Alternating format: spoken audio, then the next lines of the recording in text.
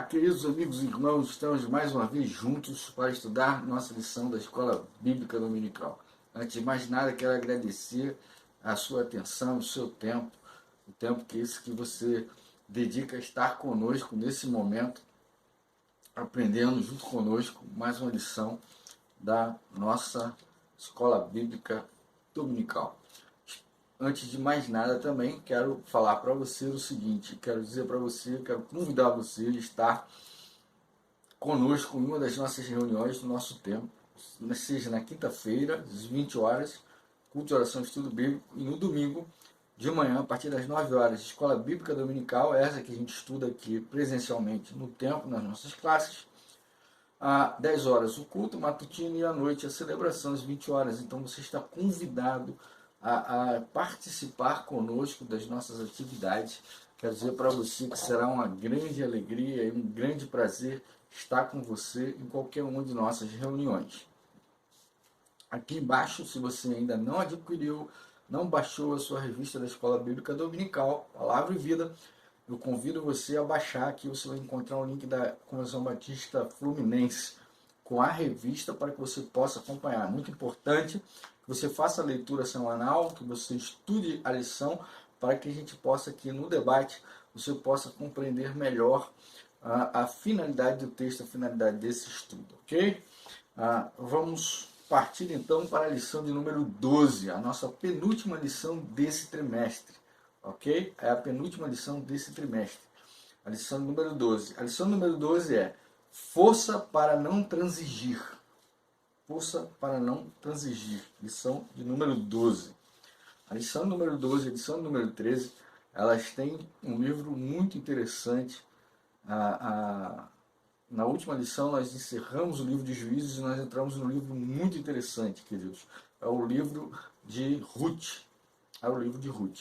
Nele nós vamos encontrar uma história muito interessante que vale a pena a gente analisar. O mais interessante é que essa história ocorre no período dos juízes, no meio de toda aquela coisa horrorosa que a gente viu que aconteceu com o povo de Israel depois de entrar na Terra Prometida. A gente viu até aqui. A gente vai ver agora uma coisa positiva, uma coisa boa no meio de toda aquela história difícil que a gente viu no povo de Israel. Apesar dela começar de uma forma muito dramática, muito triste, muito profunda, ela vai se desenrolando e a gente vai vendo a mão de Deus sobre a vida dos personagens, e no desenrolar da história nós vamos vendo Deus colocando tudo no seu lugar, tudo da forma devida, dado a fidelidade, a hombridade e a integridade dos personagens que nós vamos ver a seguir. O livro de Ruth ele conta a história e a família de Elimelec e Noemi. Essa família ela deixa a sua terra, ela abre mão do seu povo e vai para uma terra estrangeira. Lá seus filhos constituem família com as Moabitas, e aí a história vai se desenrolar. Ao contrário dos outros livros do Antigo Testamento, o livro de Ruth tem seu foco na história de uma família e não de um povo, ok? Isso é bastante interessante ser frisado. É escrita num estilo literário cheio de interesse humano, que é tragédia, humor e amor. No livro de Ruth nós vamos encontrar tragédia, humor e amor, ok? É muito importante a gente ver e analisar isso aí. Ruth, o nome de Ruth quer dizer amizade. Ruth quer dizer amizade. É importante a gente entender isso.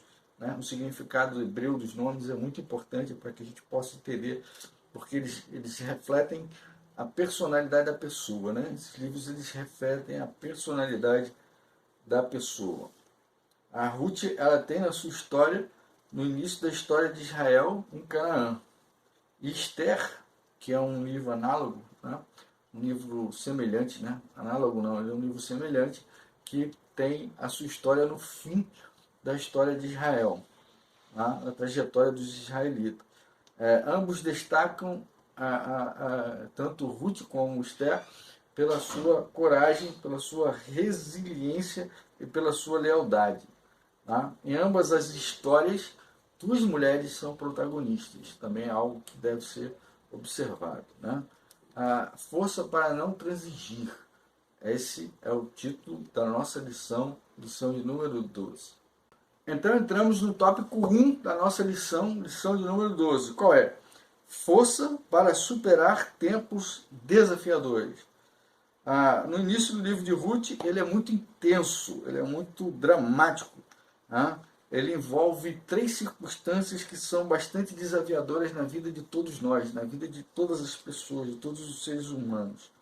A primeira situação difícil que a gente vai observar no livro de Ruth é a escassez. Tá? Eles deixam Belém e vão para Moabe. Belém vem da palavra Betlém, que quer dizer casa do pão. Então, a primeira dificuldade enfrentada pela família de Elimelec e Noemi é a falta do pão. Então, na casa do pão faltou o pão. E o pão ficou escasso. Tá? Eles enfrentaram a grande seca.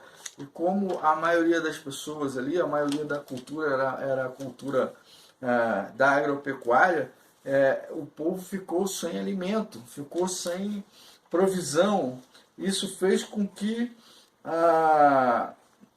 a consequência da situação fez com que Elimelec pegasse a sua família, pegasse a sua esposa, pegasse seus filhos e vendesse ali o que era seu e se deslocasse em busca de um lugar onde ele pudesse suprir a necessidade da família, onde ele pudesse ganhar o seu sustento, onde ele pudesse alimentar a sua família de maneira digna. Né? Então, por causa da escassez, a fome que assolava, né, a Israel ali naquele momento faz com que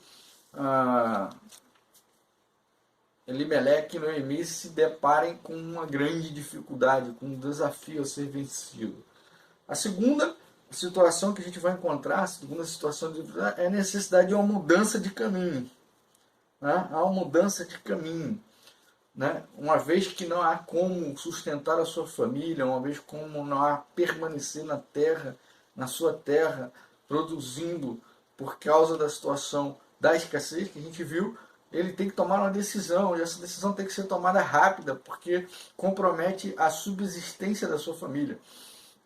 Então, a gente vê que há decisões na vida que a gente precisa tomar imediatamente, sem postergar. A gente precisa simplesmente tomar uma decisão sem postergação, sem procrastinar. A gente precisa decidir. E a gente precisa decidir mudar esse caminho. Né? Se estamos num caminho que leva à morte, é imperativo que haja intrepidez e firmeza para seguir pelo caminho que leva à vida.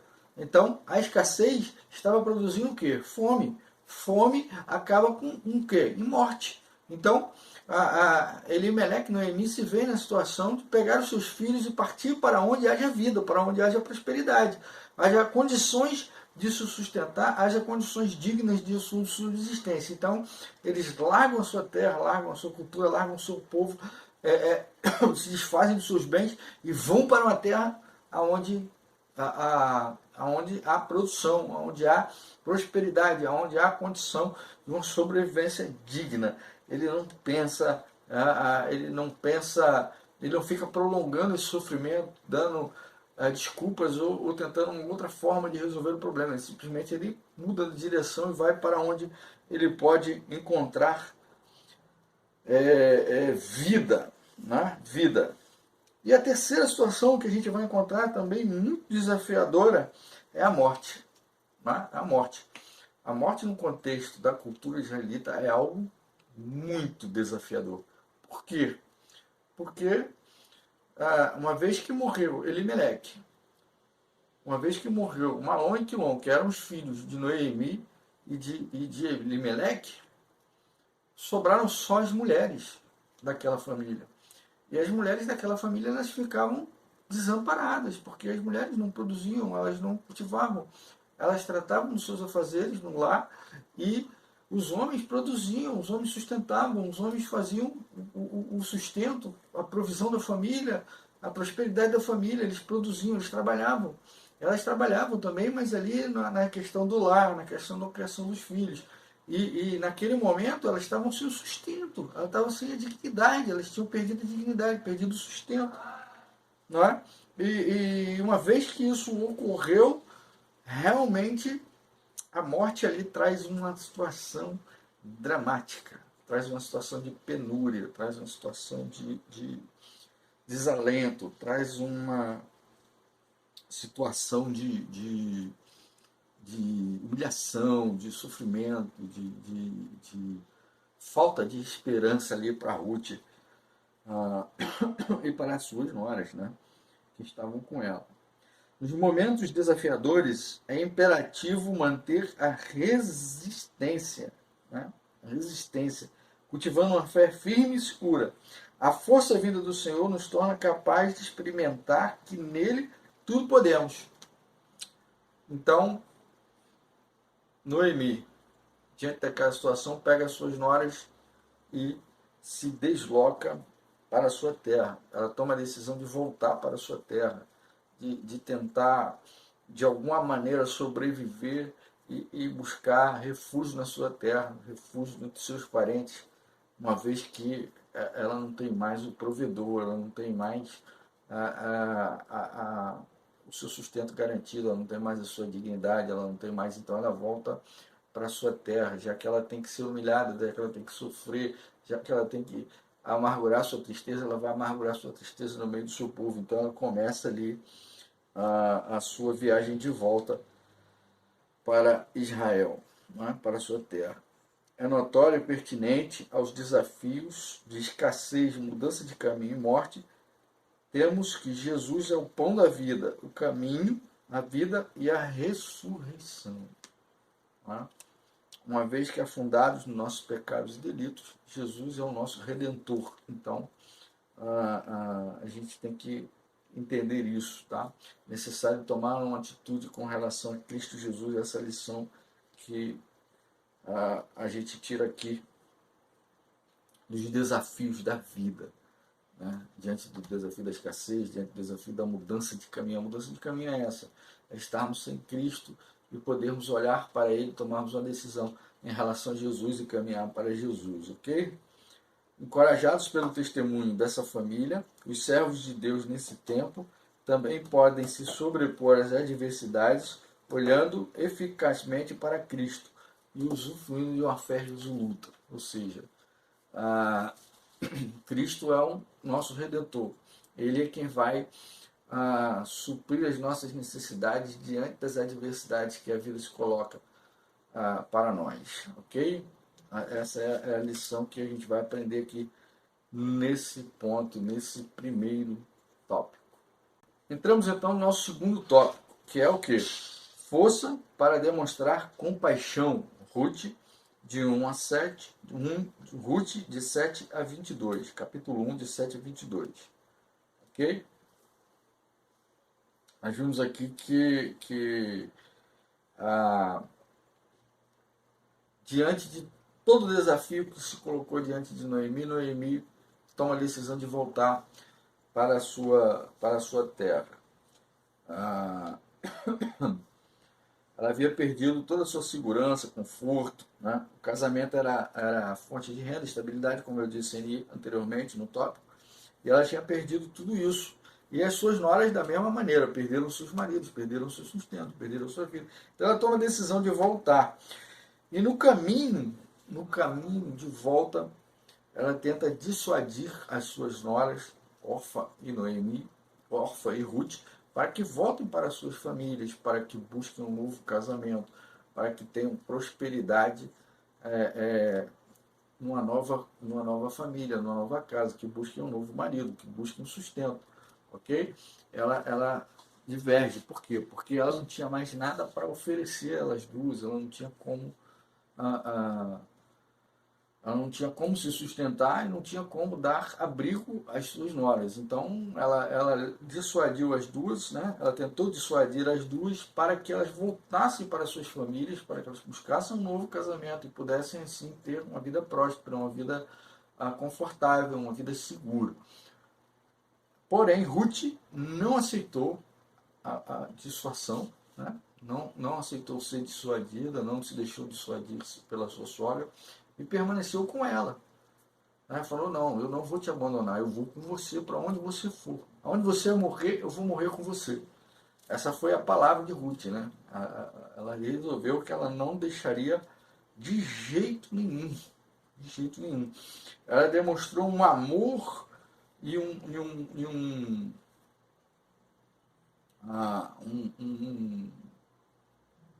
ela demonstrou um amor, um comprometimento com Ruth tão grande, tão grande, tão grande, tão grande, que não houve como Ruth recusar. Né?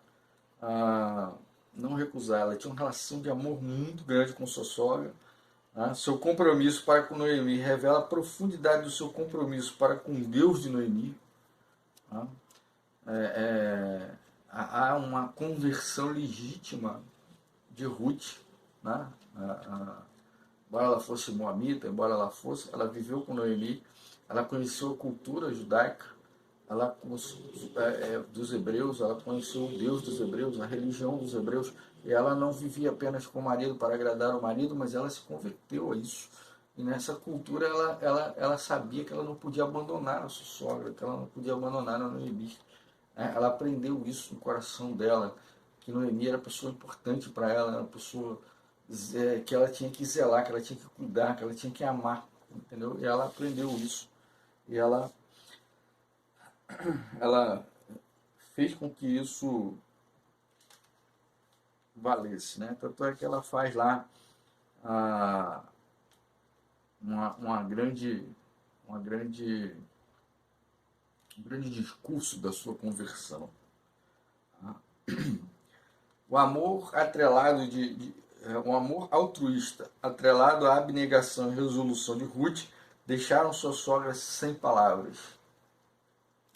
Ela foi tão dedicada à família, tão dedicada à sua sogra, tão dedicada ao que ela construiu, a vida que ela construiu ao lado do seu marido, ao lado da sua sogra, ao lado do seu sogro. Ela foi tão dedicada, a sua conversão foi tão legítima, que ela deixou Noemi sem ação. Então Noemi teve que levá-la consigo. E as duas, então, elas tomam o caminho de volta, né? Elas tomam o caminho de volta para Belém e começam ali a sua caminhada. Né? Elas voltam e começam ali a sua caminhada em direção a Belém. Em meio a tanta desgraça, né? Tanta desgraça. Por que tanta desgraça, querido? Havia fome. Elimeleque tem que se deslocar para uma terra estrangeira. Seus filhos casam, constrói-se tudo. Uma vez que a vida parece estar estabilizada, morre Elimeleque. Morreu Elimeleque, a família já ficou meio desnorteada. Mas ela ainda tinha Quilom e Malom. Morre Quilom e Malom. E aí se vê Ruth e suas duas noras numa situação deplorável, numa situação muito ruim. Né? Meio tanta desgraça, graciosamente Ruth demonstra compaixão e solidariedade com o sofrimento da sua sogra. Tá? Ela demonstra vontade de ajudar. Ela volta e diz que vai ajudar a sua sogra, que vai catar milho da plantação para poder alimentar as duas, que vai pegar sobra, que vai para as plantações pegar aquilo que sobrar, aquilo que cair no chão, a xepa. Ela vai expulsar a xepa das plantações a fim de pegar comida para subsistir junto com a sua sogra, para que não pereça nem ela nem a sua sogra, né? Para que elas não morram de fome, para que elas não morram de frio. Elas voltam ali e realmente ela padece de toda aquela condição com a sua sogra, né?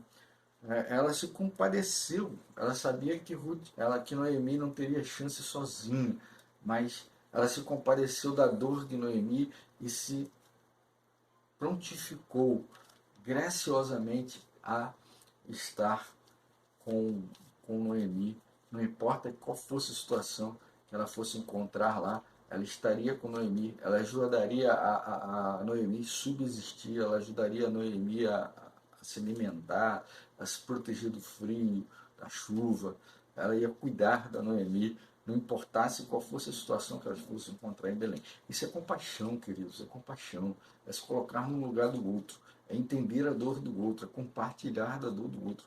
É muito bom compartilhar de momentos agradáveis, de momentos de abundância, de momentos de alegria, de felicidade. É muito bom, muito gostoso, muito prazeroso, muito fácil também compartilhar isso. Mas compartilhar de miséria, compartilhar de dor, compartilhar de luta, compartilhar de sofrimento, isso aí é algo do povo de Deus.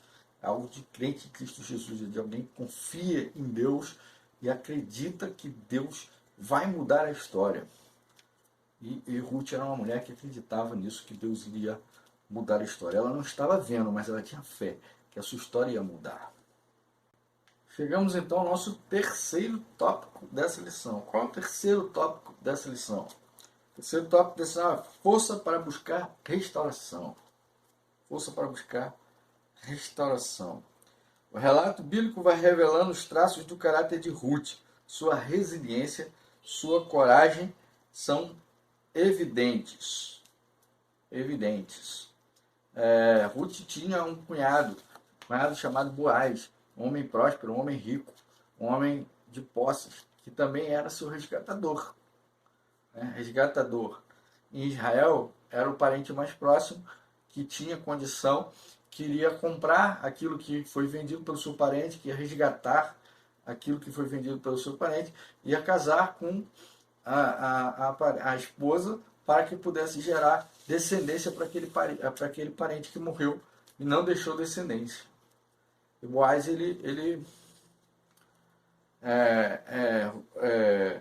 Noemi orienta que ela vá à terra de Boaz e vá na terra de Boaz procurar ali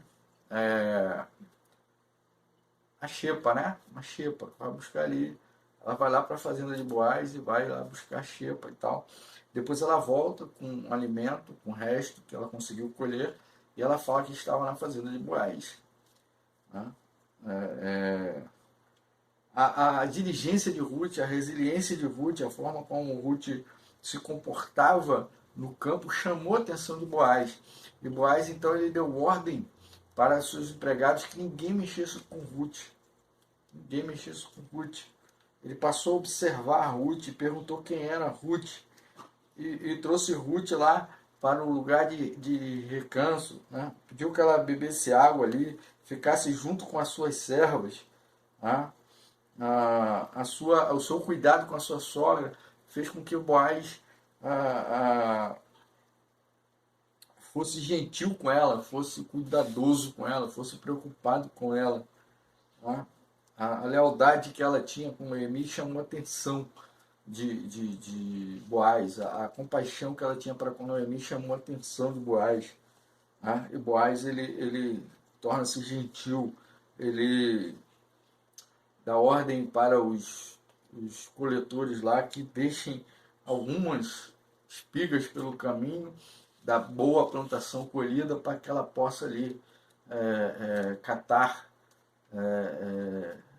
milhos bons, né, que os respingadores iam deixando ali no coisa a partir da ordem de Boaz. Boaz tem um nome que significa aquele que provoca riso. Né? Ele beneficia a Ruth de muitas formas. Ele diz que ela poderia tomar água dos vasos colhido pelos seus trabalhadores. Quando ela tivesse sede, cansada, ela fosse lá.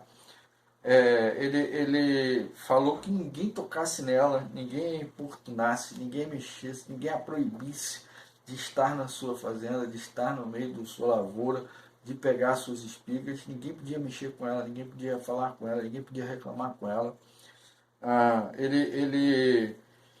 ordenou que os seus colhedores deixassem cair espigas pelo caminho para que ela pudesse pegar boas espigas, né? Não só o resto da plantação, mas boas espigas, não só aquelas que ficam, aqueles restos que eram deixados por não servir, por estar ruim, por estar mal colocado. Ele manda colocar coisa boa no caminho dela para que ela possa recolher. E ela poderia respingar com seus trabalhadores até o fim da colheita. Ela podia ir lá e pingar, pegar tudo, né? Tudo que caísse, tudo que eles deixassem, ela podia estar no meio deles e pegar tudo que pudesse ali até o fim da colheita, né? A mudança de cenário na vida daquelas mulheres, como fruto da provisão do Senhor, fez com que Noemi voltasse a crer na bondade e na soberania de Deus, né? A mulher que havia sofrido, que estava sem esperança, ela vê na sua nora, né? E no provedor, no Boaz, no resgatador, ela vê a possibilidade de Deus estar trazendo dignidade de volta à sua vida, de volta à sua família, né? De volta à sua casa. Ela vê isso ali. Boaz, ele se interessa então por Ruth e ele era um parente próximo e ele era um dos resgatadores, né? A palavra Goel significa literalmente resgatador, ou seja, redentor. Segundo a lei, o parente mais próximo. Ele tinha 4 deveres. Qual é? Obrigado a resgatar o parente que havia sido vendido como escravo, comprar o campo ou herança que esse perdera, vingar o sangue, se fosse morto, e casar-se com a viúva de seu parente a fim de lhe dar descendência que levaria o nome do falecido. Certo? O primogênito desse novo casamento era considerado legalmente o filho do esposo falecido. Porém, Boaz ele não age como Goel desde o início. Tá? Ele está ali, interessado. Tá? Embora ele tivesse interessado em Ruth, interessado em assumir Ruth e Noemi, em ser o resgatador, né? Ser o redentor delas e tirar elas daquela situação, e tinha um na frente dele. E ele não, embora ele tivesse interessado em fazer o resgate, ele não faz de imediato, né? Ele não faz de imediato. Depois de conversar com Ruth e tal, ele vai procurar o resgatador, primeiro o resgatador, aquele que está à frente dele, e vai perguntar se ele vai cumprir a sua obrigação de resgatador. E ele coloca lá a situação de Noemi, a situação, o seu resgatador, você está na frente, você tem prioridade. Se você não resgatar, eu resgato. Aí você vai exercer o seu direito de resgatador? O resgatador diz que sim. Quando o resgatador diz que sim, diz, olha, mas você vai ter que casar com a viúva, com a Ruth. Aí o primeiro resgatador, para não prejudicar a sua família, diz que não pode resgatá-la e manda que Boaz resgate. Então Boaz, ele resgata, ele assume a posição de resgatador, né? De redentor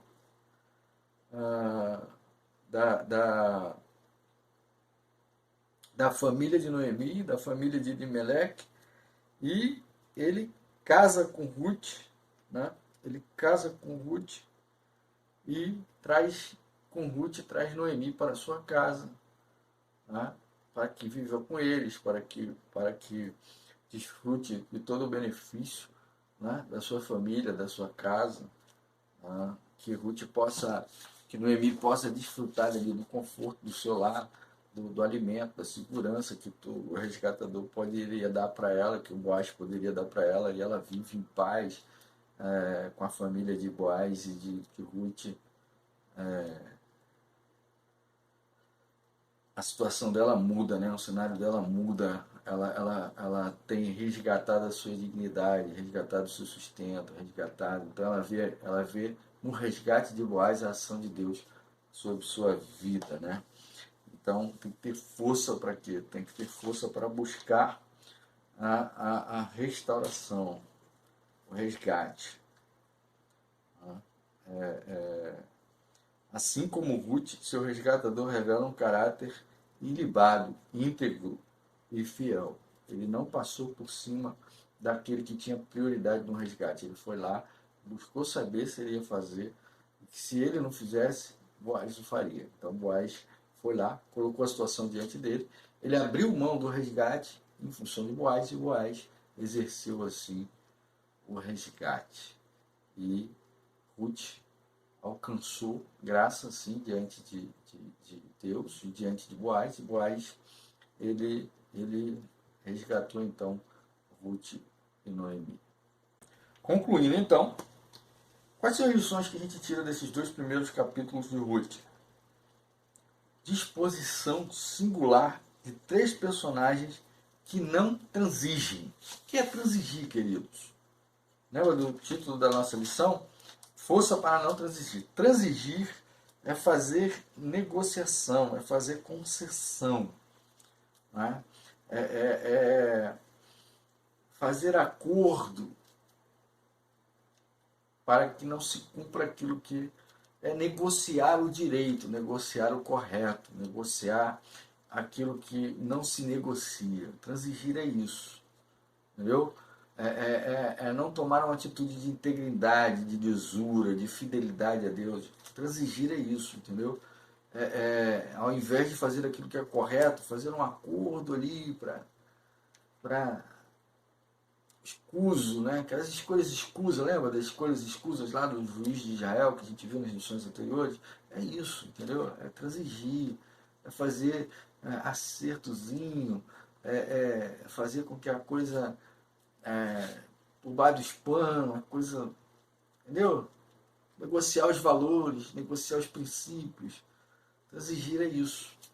Noemi não transigiu nem diante das piores situações e adversidades que ela enfrentou. Ela permaneceu fiel àquilo que cria, ela defendeu aquilo que ela aprendeu como lei de Deus, aquilo que ela aprendeu como correto diante do Senhor. Ela não transigiu.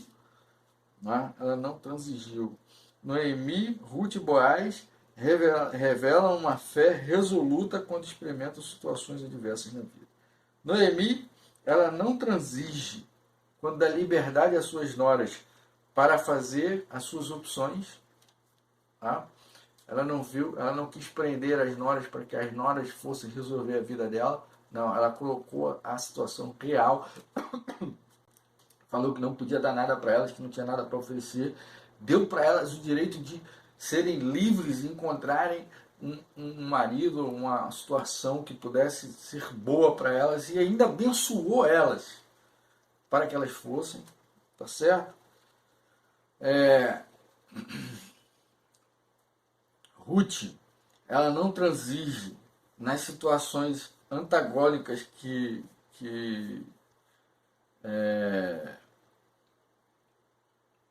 enfrentou, que vivenciou. Ela não abandonou Noemi, apesar de toda a dificuldade que ela sabia que enfrentaria, todo o perigo, toda a situação ruim, toda a miséria que estava enfrentando. Ela não abandonou Noemi de jeito nenhum, de tempo algum. Né? As adversidades não eram motivo para que ela agisse de maneira de maneira indigna, de maneira de abandonar a sua sogra e deixar a sua sogra entregue à sua própria sorte. Ela não transigiu. Né? Quando as coisas começam a melhorar, ela permanece fiel da mesma forma, não muda o seu caráter, não muda a sua conduta, continua. Ela não é dúbia, não demonstra fraqueza ou maleabilidade. Não faz acordo, não se vende, não se suja. Ela permanece digna, mesmo quando as coisas começam a melhorar para ela. Ela não esqueceu Noemi, ela não se entregou a Boaz e quis abandonar a sua sogra e quis comer só para ela. Ela levava do que sobrava para sua sogra, nunca deixou sua sogra desamparada. Tá? Mesmo quando as coisas começaram a melhorar para ela, começaram a melhorar consequentemente para a Noemi também, porque ela não abandonou Noemi de jeito nenhum. Okay? E Boaz não transigiu, porque ele cumpriu a lei e os costumes. Ele buscou quem de direito, falou do direito, perguntou se haveria, se a pessoa resgataria. Após a pessoa dizer que não resgataria, então ele assumiu para si o resgate e cumpriu o que a lei determinava. Ele não pulou a fila, ele não se aproveitou da situação para tomar conta da situação, não. Ele fez o que era certo, o que era digno, o que era correto. Ele não transigiu, ok? Ele não transigiu. Ele não arrumou pretexto para fazer o que é errado. Ele não arrumou negócio para fazer o que é errado. Ele fez tudo como manda a lei, quando manda os princípios, quando manda a lei de Deus. Bom, ele não ultrapassa os limites, nem se beneficia de alguma forma. É preciso força para não transigir, para não negociar a fé, para não negociar valores e princípios do reino de Deus. Não devemos negociar. É preciso ser forte para não negociarmos valores, princípios e fé no reino do Senhor. Pensar e agir. Como as adversidades da vida podem fazer de você uma pessoa mais forte e dependente do Senhor? Fidelidade. Fidelidade para não transigir, para não sucumbir, para se manter firme e forte. A prática da vida cristã tem cooperado para que seu coração seja mais compassivo, ou você tem se tornado insensível ou endurecido em relação ao seu próximo? Você é indiferente ao sofrimento do seu próximo, dos seus irmãos, dos seus amigos, dos seus parentes? Você é indiferente ao sofrimento que te cerca, que você vê, situações difíceis? Ou você tem tido mais compaixão das pessoas? O amor de Cristo tem tornado você mais compassivo para com a necessidade do próximo, que está próximo, que está perto de você.